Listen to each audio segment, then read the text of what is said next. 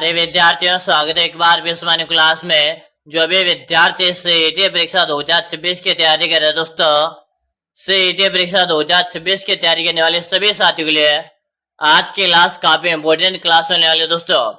आप सभी विद्यार्थियों को बताएं कि सीईटी का एग्जाम पास करने के लिए आपको 40% मार्क्स लेकर आना है। इस बार आपके सीईटी में आपके 1/3 नेगेटिव मार्किंग रखी गई है। तो दोस्तों, आपको सीईटी का एग्जाम पास करना है तो आप इस क्लास को कंप्लीट पूरे देख लीजिएगा, क्योंकि इस क्लास में जो मैं आपको प्रश्न करवा रहा हूँ, यह प्रश्न आपके परीक्षा के अंदर है बहुत जमने वाले दोस्तों। पूरे के पूरे क्लास देखिएगा, एक भी प्रश्न आपको छोड़ना नहीं है तो चलेगा। पहला प्रश्न आपसे पूछा, मेरा भाई का मंदिर राजस्थान में कहाँ पर है? झालावाड़ है, मेड़ता, जोधपुर है या आपके पुष्कर है? चलो बताओ, मेरा भाई का मंदिर कहाँ पर है दोस्तों? बिल्कुल आप सभी का कमेंट आ रहा है कि गुरु जी मेरा भाई का मंदिर है मेड़ता में है, और एक आपने चित्तौड़गढ़ में। मेड़ता और चित्तौड़गढ़ में क्या है? मेरा भाई का मंदिर है। ऑप्शन यहाँ पर आपका बे ऑप्शन सही है। चलो अगला प्रश्न देख लो, करणी माता का मंदिर किस जिले में स्थित है? करणी माता का मंदिर है किस जिले में स्थित है? अजमेर है, बीकानेर है, कोटा या आपके जोधपुर है? आप सभी विद्यार्थी बताओ, अगर आप सीईटी का एग्जाम में पहले बार में क्वालिफाई करना चाहते हो कि गुरुजी मुझे कैसे करके इस बार सीईटी का एग्जाम निकालना है, तो दोस्तों पूरे क्लास कंप्लीट देखिएगा। इस क्लास में से आपको एक भी प्रश्न छोड़ना नहीं है। करणी माता का मंदिर है कहाँ पर है? बीकानेर। बीकानेर में भी कहाँ पर है? तो देशनोक बीकानेर में। कहाँ पर है? देशनोक बीकानेर में। चलो अगला प्रश्न देख लो, जमीन का जेवर है किस किले को कहते हैं? जमीन का जेवर है किस किले को कहते हैं? चित्तौड़गढ़ का किला, जूनागढ़ का किला, तारागढ़ का किला या कुंभलगढ़ का किला? बताओ, जमीन का जेवर है किस किले को कहते हैं दोस्तों? आप सबको यहाँ पर कमेंट करने में कोई भी साथी पीछे नहीं रहेगा। बिल्कुल से बता रहे हो, जमीन का जेवर है या आपने जूनागढ़ दुर्ग कहते हैं। किसे कहते हैं? जूनागढ़ दुर्ग कहते हैं। इसी जूनागढ़ दुर्ग को राती घाटी, जमीन का जेवर है राती घाटी दुर्ग के नाम से जानते हैं। और ये जूनागढ़ का जो दुर्ग है ये आपने बीकानेर दोस्तों कहाँ पर है? ये आपने बीकानेर में। अगला प्रश्न देख लो, नमदे बनाने के लिए कौन सा जिला प्रसिद्ध है? नमदे बनाने के लिए कौन सा जिला प्रसिद्ध है दोस्तों? टोंक है, बीकानेर है, कोटा या आपके जयपुर है? सबसे पहले आप इस प्रश्न को स्टार लगा लो, एग्जामिनर का फेवरेट प्रश्न है। चलो बताओ, नमदे बनाने के लिए कौन सा जिला प्रसिद्ध है? बिल्कुल आप सभी का कमेंट आ रहा है, टोंक बता रहे हो। क्या बता रहे हो? टोंक। यानी कि जो भी विद्यार्थी टोंक बता रहे, ऑप्शन ये बता रहे ना, सही है। अगला प्रश्न देख लो, राजस्थान का पंजाब है किसे कहा जाता है? राजस्थान का पंजाब है किसे कहते हैं? माउंट आबू, झालरापाटन है, सांचौर है या आपके होशियार?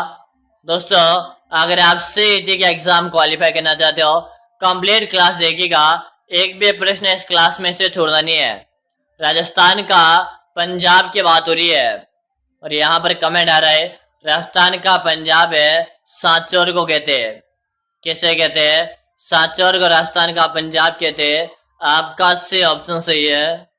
अगला प्रश्न देख लो, चित्तौड़गढ़ का तीसरा शाखा कब हुआ था? चित्तौड़गढ़ का तीसरा शाखा कब हुआ? सबसे पहले तो मैंने प्रश्न को स्टार लगा लिया, आप इस प्रश्न को स्टार लगा लो। चित्तौड़गढ़ का तीसरा शाखा कब हुआ? 1568 है, 1569 है, 1567 है या 1570 है? चलो बताओ। वेरी गुड, 1568 बता रहे हो। क्या बता रहे हो? 1568 यहाँ पर बता रहे हो। जो भी विद्यार्थी ऑप्शन है बता रहे ना, सही है दोस्तों। मैंने स्टार्टिंग में बता दिया, एक बार फिर बता रहा हूँ कि आज की इस क्लास को कंप्लीट ध्यान पूर्वक देखना है, एक भी प्रश्न आपको छोड़ना नहीं है। अगला प्रश्न देख लो, बांसवाड़ा व डूंगरपुर के मध्य के भूभाग को क्या कहते हैं? बांसवाड़ा व डूंगरपुर के मध्य के भूभाग को क्या कहते हैं? कांठल है, गिरवा, भाकर है या आपके मेवल है? चलो बताओ। बांसवाड़ा में डूंगरपुर के मध्य के भूभाग को क्या कहते हैं साथियों? हाँ, मेवल बता रहे हो। क्या बता रहे हो लाडलो? मेवल यहाँ पर बता रहे हो। जो भी विद्यार्थी यहाँ पर है मेवल बता रहे ना, आपका डी ऑप्शन सबका सही है। अगला प्रश्न देख लो। किस राज्य के प्रजामंडल ने वर्ष 1936 में कृष्ण दिवस मनाया था? प्रश्न को समझो। 1936 में कृष्ण दिवस मनाया था। कोटा, जोधपुर है, बीकानेर है या आपके जयपुर है? जल्दी जल्दी से बताओ, क्या बता रहे हो? आप सबका यहाँ पर कमेंट आ रहा है। कमेंट करने में कोई भी साथी पीछे नहीं रहेगा। और यहाँ पर जोधपुर बता रहे हो। क्या बता रहे हो? जोधपुर बता रहे हो। इसी जोधपुर को राजस्थान में सूर्य नगरी के नाम से जानते हैं।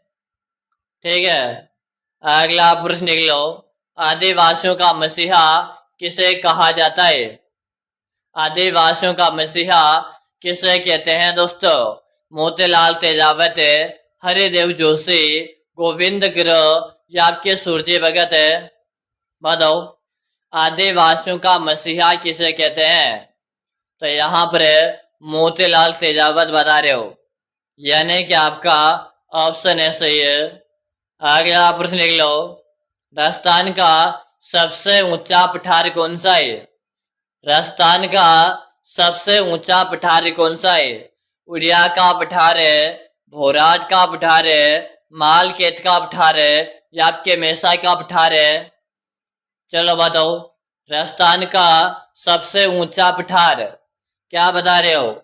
उड़िया का पठार बता रहे हो। क्या बता रहे हो? उड़िया का पठार बता रहे हो। आपका ऑप्शन है सबका सही है। अगला प्रश्न देख लो। प्रसिद्ध चांद बावड़ी कहाँ पर है दोस्तों? बताओ, प्रसिद्ध चांद बावड़ी कहाँ पर है? आमेर, ओसिया, बूंदी या आपकी आबानेरी? क्लास में लाइक की संख्या कम, आप लाइक करो। चैनल को सब्सक्राइब कीजिएगा ताकि आगामी क्लास का नोटिफिकेशन मिल जाएगा। चांद बावड़ी, चांद बावड़ी आपके आबानेरी दौसा में। कहाँ पर है? आबानेरी दौसा में। आपका डी ऑप्शन सही है। अगला प्रश्न देख लो। लालगढ़ पैलेस कहाँ स्थित है?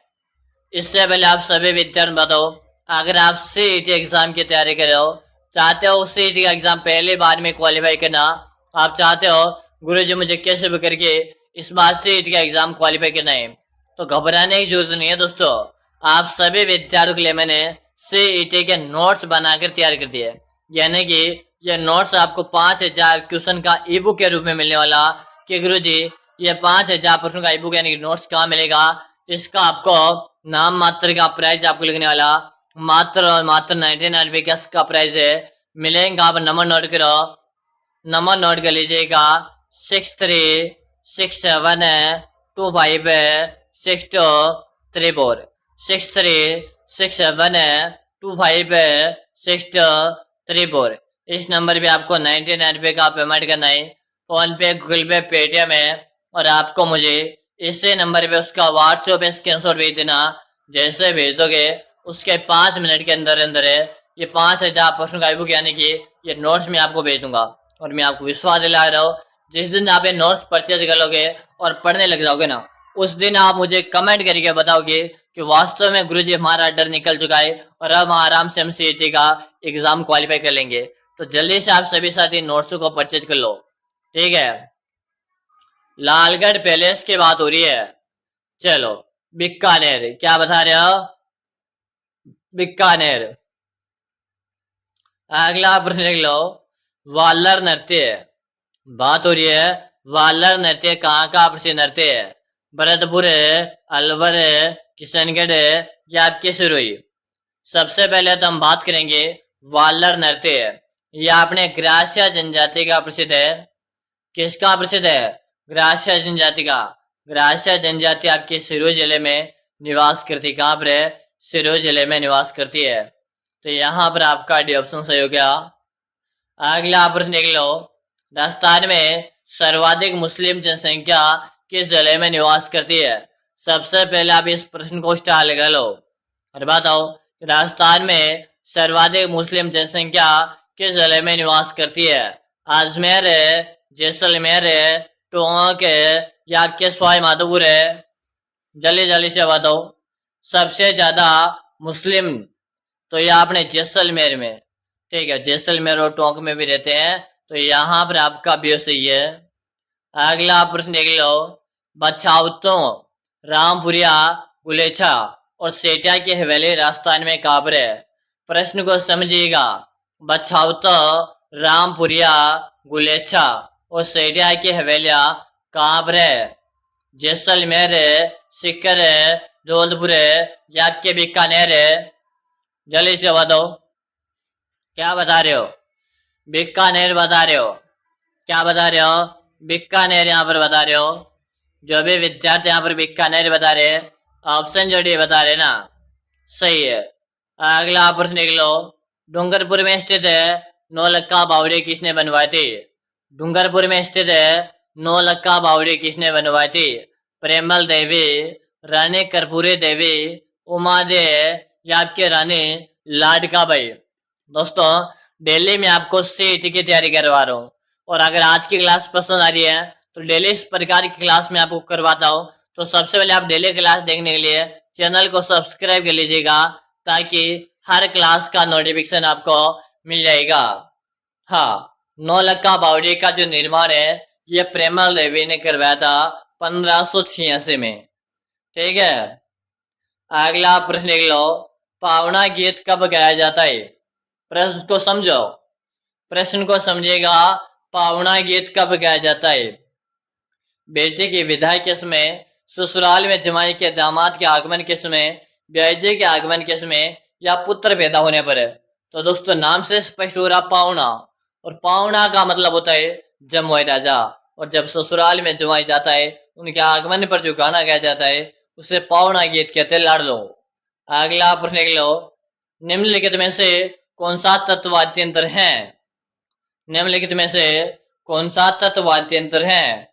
सतारा, मोरचेंग, रवाज या बांकिया? चलो बताओ, जल्दी जल्दी से बताओ।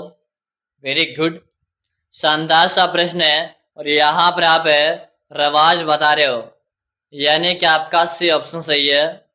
अगला प्रश्न देख लो। तेरा ताली नृत्य किस लोक देवता को समर्पित है?